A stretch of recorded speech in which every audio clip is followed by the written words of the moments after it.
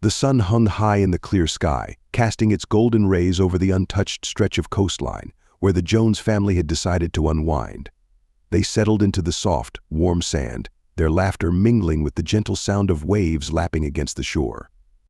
Hannah Collins reclined on her towel, her skin glowing from the day's sun, reflecting a serene and peaceful moment under the afternoon sun.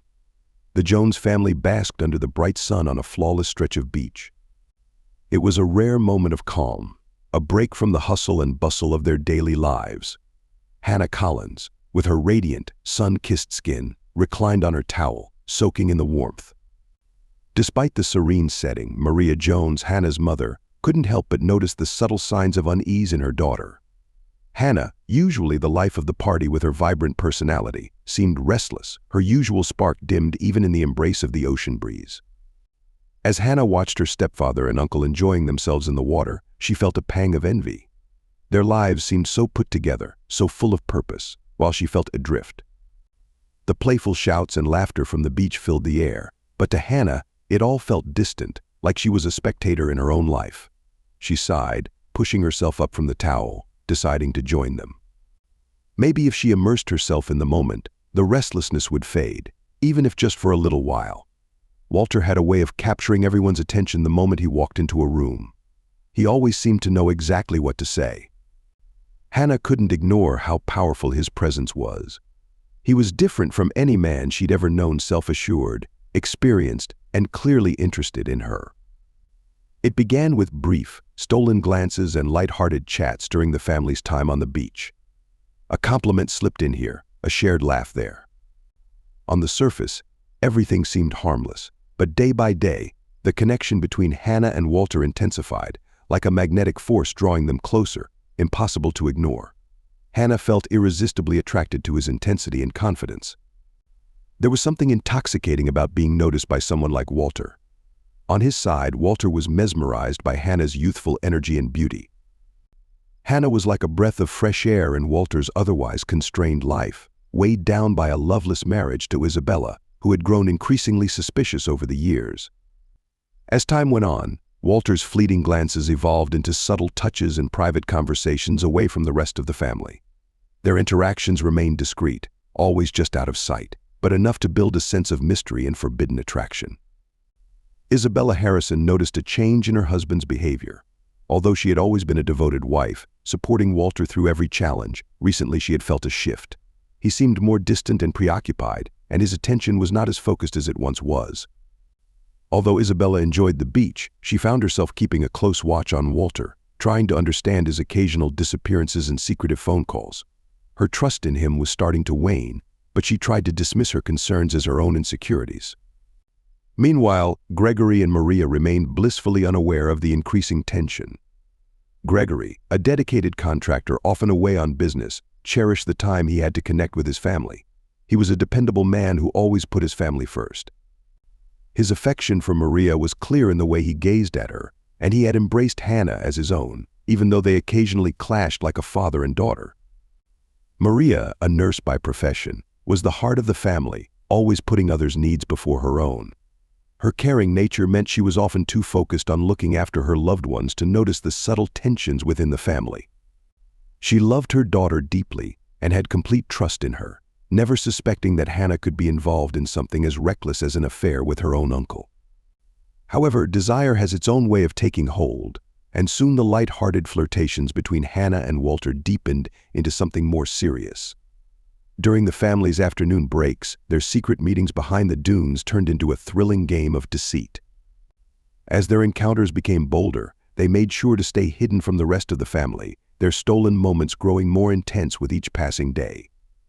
Hannah, known for her adventurous spirit, experienced a thrill of adrenaline whenever she was with Walter. The secrecy surrounding their meetings only heightened the excitement. Before long, their affair became more intense. What began as a forbidden attraction swiftly evolved into a passionate affair. Hannah and Walter were captivated by the danger and excitement of their secret relationship, with the thrill of the forbidden overshadowing any sense of morality or consequence. As time passed, the burden of their secret started to weigh heavily on both of them. The sun had just begun to rise, casting a soft, golden glow over the beach. It was early morning, and the tranquility of the seaside was evident. Waves gently lapped against the shore, seagulls called in the distance, and a light breeze swept across the sand. Gregory Jones, an early riser by nature, chose to take a solitary walk along the beach before the rest of the family stirred. The cool morning air felt invigorating, and Gregory relished the peaceful solitude. As he strolled along the shoreline, deep in thought, he noticed something unusual near a rocky outcrop in the distance. At first, it was hard to discern, perhaps a pile of clothes or an odd arrangement of seaweed. As he drew nearer, his heart started to race. It was a body. Gregory froze, his breath catching in his throat. As he approached, the details became clearer: tangled hair and a recognizable blue swimsuit. It was Hannah. She lay sprawled on the wet sand, her body partially hidden by a large rock. Gregory's heart stopped as he recognized his stepdaughter's lifeless body. He stumbled backward, overwhelmed by the reality of the scene. Panic surged through him as he rushed forward and dropped to his knees beside her. "Hannah," he shouted, his voice breaking. "Hannah, wake up!" But there was no response. Her skin was pale, and her eyes were half open but vacant. Gregory's hands trembled as he reached for her, desperately searching for a pulse, hoping against hope that she was still alive. But his fingers only met cold skin. There was no heartbeat, no breath, only silence. "Help!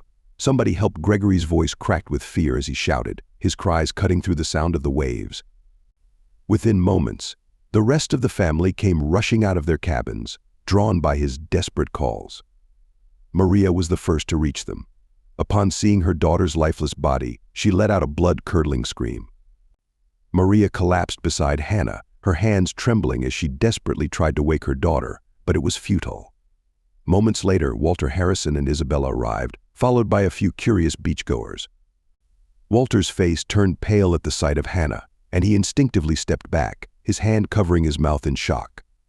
Isabella's face was a mix of shock and confusion, her eyes darting between Hannah and Walter, as if searching for answers.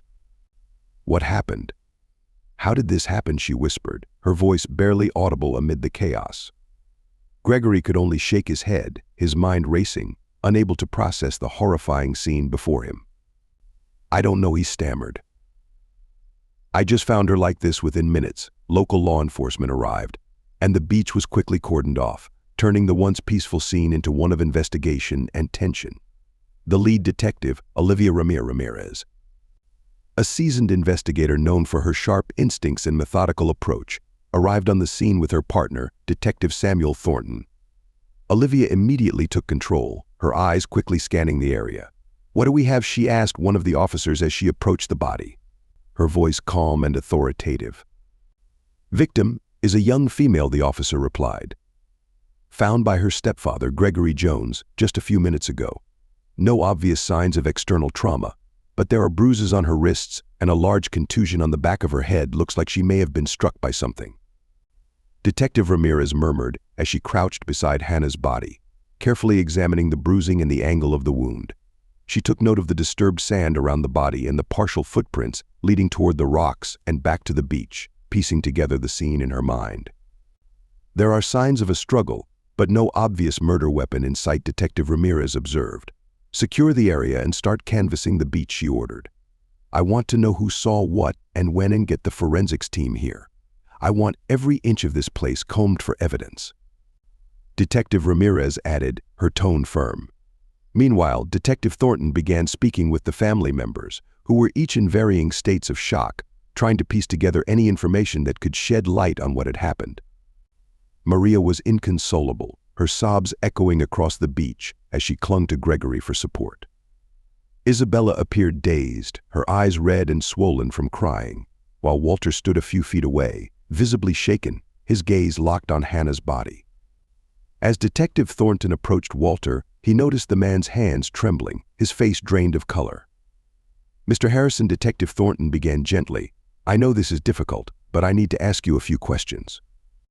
"Can you tell me where you were this morning?" Walter hesitated, his eyes darting nervously. "I was in the cabin," he stammered. "I heard Gregory shouting and came running," Walter said. Detective Thornton noted Walter's anxious demeanor, making a mental note of it. "Did you see or hear anything unusual last night? Any arguments or anyone acting out of place?" Thornton asked. Walter shook his head quickly. No, nothing. I was with my wife all night, Walter replied. As Thornton moved on to speak with Isabella, Olivia Ramirez took a moment to reassess the scene, carefully scrutinizing the details once more. Something didn't add up.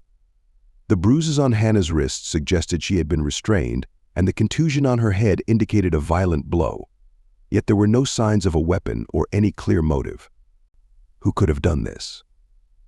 And why? As the detectives continued to gather information, the forensic team arrived to begin their work, meticulously combing the area for evidence. The forensic team meticulously combed the beach, searching for any trace of evidence that might reveal details about Hannah's final moments. They discovered a partially buried cell phone, which they bagged as evidence, and a blood smear on a nearby rock that could potentially match the wound on Hannah's head. Later, Detective Ramirez sat in her cluttered office, staring at the evidence board covered with photos and notes from the crime scene, piecing together the complex puzzle. We need to narrow down our timeline, Ramirez said, her voice steady but intense. We know Hannah was last seen alive around midnight, and Gregory found her body at dawn. That leaves us a 6-hour window. What was everyone doing during that time? Ramirez asked. Detective Thornton nodded, flipping through his notebook. We've interviewed the family separately. According to Gregory, he went to bed around 11 p.m. and woke up early for his usual morning walk. Maria confirms this, saying she was asleep by his side all night. Isabella claims she stayed in the cabin as well. Thornton continued, but Walter's story is a bit more vague. He says he went for a walk on the beach to clear his head, but doesn't remember seeing anyone. Ramirez frowned, considering the inconsistencies in their accounts. Walter's our biggest question mark, Thornton said. He admits he was out, but his timeline is shaky. Plus, there's the issue of his relationship with Hannah. Several witnesses mentioned seeing them talking alone, and even looking intimate. That's right, Thornton added, pulling out a statement from a fellow beachgoer. One of the guests at the resort said she saw Walter and Hannah arguing near the rocks late last night. It was dark, but she could tell by their body language that it was heated. Ramirez's eyes narrowed. Heated enough to turn violent, she wondered aloud. Thornton shrugged, unsure but clearly concerned. Possibly, if they were having an affair. That could explain the tension. Maybe things got out of hand, Thornton suggested. Ramirez's thoughts raced, considering the implications. An affair between Hannah and Walter could certainly be a motive, especially if they had been caught, Ramirez mused. But we need more than speculation. What about the cell phone we found near the scene? Any luck unlocking it? Thornton shook his head. Not yet. It's password protected, and we're working on getting into it, but it might take some time. Not yet. The tech team's still working on it, Thornton replied. But they did manage to retrieve some partial text messages from Hannah's phone records. There were several messages exchanged between her and an unknown number, mostly late at night. They seemed secretive. Let's get that number traced, Ramirez ordered. If Hannah was seeing someone, I want to know who. As the hours ticked by, the detectives continued to piece together the puzzle, working tirelessly to uncover the truth. They called Walter in for a more detailed interview, hoping to find inconsistencies in his story. Walter seemed uneasy, his eyes shifting around the room as he sat across from the detectives. Mr. Harrison, Detective Ramirez began, her voice steady and direct. We need to clarify a few things from the night Hannah passed away. Harrison Ramirez started, her tone calm but firm. We need to clarify a few things. You mentioned you were out on the beach the night Hannah died. Can you be more specific about where you went and what you were doing? Walter shifted uncomfortably in his seat, avoiding direct eye contact. I told you I went for a walk because I couldn't sleep. I didn't see anyone, Thornton said as he leaned forward. However, a witness saw you near the rocks with Hannah, and they said you were arguing. Why were you arguing with her? Walter's face turned pale. Arguing? I wasn't arguing with her, he said. We were just talking. She was upset about something, and I was trying to calm her down, Walter explained. She was upset about what? Ramirez pressed. Walter hesitated. She was feeling trapped, conflicted about her future, about U.S., and about your affair, Ramirez interrupted sharply. Walter's head jerked up, his eyes widening in shock. No, it wasn't like that, he protested. We were close, yes, but I would never hurt her. I swear, Walter insisted. The room fell silent as Ramirez studied his face, searching for any hint of dishonesty. She wasn't convinced, but without concrete evidence, there was no direct link connecting Walter to the murder, at least not yet. Meanwhile, the forensic team was busy analyzing the blood smear found on the rock. The initial results showed it matched Hannah's blood type, but further testing was required to see if it might have come from someone else, possibly during a struggle. The detectives decided to re-interview each family member, beginning with the most likely suspect, Walter Harrison. Walter, the uncle who had become close to Hannah during the vacation, had already raised concerns. Witnesses reported seeing him and Hannah in intense conversations late at night. Some even hinted at a romantic relationship between them, a forbidden affair that might have escalated into something deadly. Detective Thornton began the interrogation. "Walter, we need to clarify your relationship with Hannah. Multiple people saw you arguing with her the night she died. Can you explain that?" Detective Thornton asked. Walter shifted in his seat, his hands trembling. "I've already told you. Hannah and I were close," he replied. "She confided in me, and I tried to help her," Walter said. "But we weren't arguing. She was upset, and I was just trying to calm her down." "Upset about what?" Thornton pressed. "Was it about your affair?" Thornton asked. Walter's face reddened. "There was no affair," he snapped. "She was a young girl with her whole life ahead of her. I cared about her, yes, but not like that. I was trying to protect her, not hurt her." Walter insisted.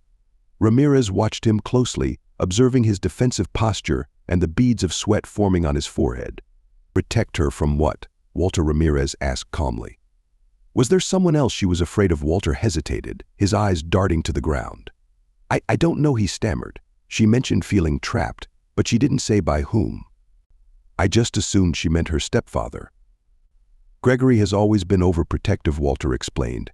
Gregory Jones, the stepfather, was the next person on their list. As a family man and a seemingly devoted husband to Maria, Gregory appeared to have no apparent motive to harm Hannah. However, as the detectives investigated further, they uncovered a history of tension between him and his stepdaughter. Friends of Hannah noted Gregory's strictness and his disapproval of her choices, especially concerning her social life and relationships. When Gregory was brought in for questioning, his demeanor was calm, almost detached. He sat across from Ramirez, his hands folded neatly in his lap. "Gregory," Ramirez began, "we've heard that you were strict with Hannah and didn't approve of some of her choices. Is that true?" Gregory nodded. "I wanted what was best for her," he replied. "She was young and reckless. I tried to guide her, to keep her on the right path," Gregory explained. "But that doesn't mean I wanted her dead." "Did you know about her relationship with Walter?" Thornton asked. Gregory's expression darkened. "I suspected something," he admitted. "I saw them talking late at night, noticed how he looked at her." "It wasn't right," Gregory said, his voice tense. "I told Hannah to stay away from him, but she didn't listen." "She never listened," Gregory said, his frustration evident. Ramirez leaned forward.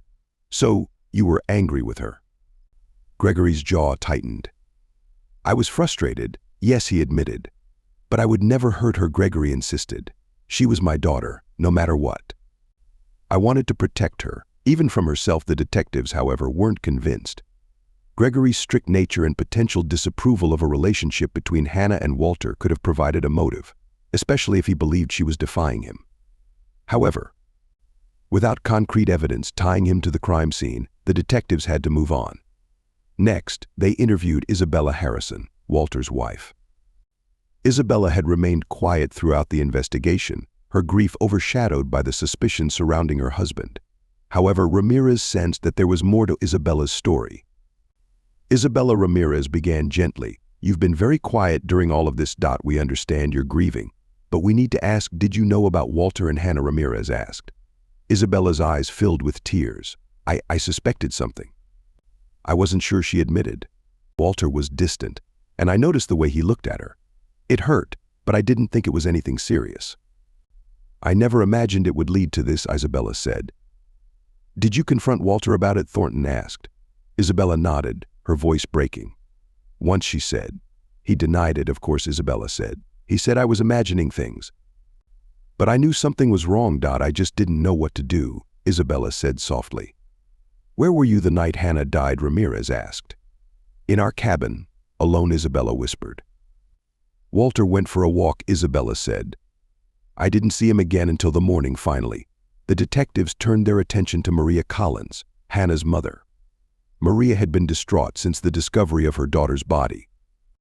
But Ramirez knew she needed to be thorough. Grief could conceal many things, including guilt. "Maria, can you tell us about the night Hannah died?" Ramirez asked softly. Maria looked up, her eyes red and swollen. "I don't remember much," Maria said. "I went to bed early. Gregory was there with me. I thought everyone was asleep," Maria said. "I didn't know anything was wrong." "Did Hannah ever mention feeling scared or threatened?" Thornton probed. Maria shook her head. "No, she was happy, or so I thought. If she was hiding something, I didn't know," Maria said, her voice trembling. "I should have known, but I didn't." The investigation seemed to be at a standstill, with no clear evidence pointing to a single suspect. But then, a breakthrough came from an unexpected source. The forensic team managed to unlock Hannah's phone, uncovering a series of text messages that provided new insight into her final hours. The messages were frantic and filled with fear. Hannah had texted a close friend back home, Sophie Edwards, just hours before her death. "I'm scared," one message read. "Walter is acting strange. He wants to meet me at the rocks tonight. I don't know what to do." Another message followed shortly after. "If something happens to me, tell them it was him." Detective Ramirez's heart raced as she read the texts aloud to Thornton. "This is it," she said. Hannah was afraid of Walter. She clearly felt threatened. "We need to bring him back in now," Ramirez said. But the text messages weren't the only breakthrough. The forensic team also found DNA evidence on the blood-stained rock near Hannah's body. The analysis confirmed that it wasn't just Hannah's blood on the rock. There were traces of another person's DNA mixed in. The results pointed directly to Walter. With this new evidence, Ramirez and Thornton immediately went to find Walter, who had been staying at a nearby motel. When they arrived, Walter appeared visibly shaken, as though he sensed his time was running out. "Walter Harrison," Ramirez announced, "you're under arrest for the murder of Hannah Collins. We have evidence linking you to the crime scene and proof that Hannah was afraid of you." Walter's face went pale, and he stumbled backward. "No, it wasn't supposed to happen like this," he mumbled, his voice breaking. "I just wanted to talk to her. She was going to tell Maria about us, about everything." "I panicked." "I didn't mean to," Walter said. His confession hung in the air, heavy with the weight of the truth. Walter had been driven by fear of his affair being exposed, fear of losing everything.